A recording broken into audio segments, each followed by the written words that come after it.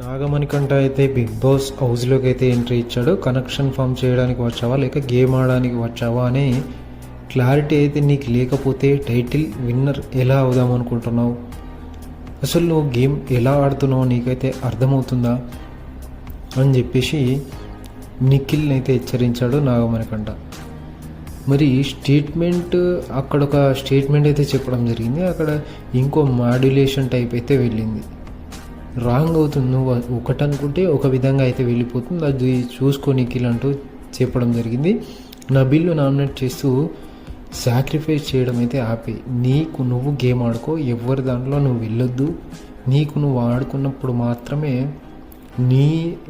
నువ్వు గెలవడానికైతే ఛాన్సెస్ ఉంటాయి. నబీల్ను నామినేట్ అయితే నాగమణికంఠ నాకు అలాగే చేసి నన్ను అయితే బయటికి పంపించేశారని చెప్పేసి ఒక స్టేట్మెంట్ అయితే నడిపోయింది. Thank you for watching this video. మరొక అప్డేట్తో మనకి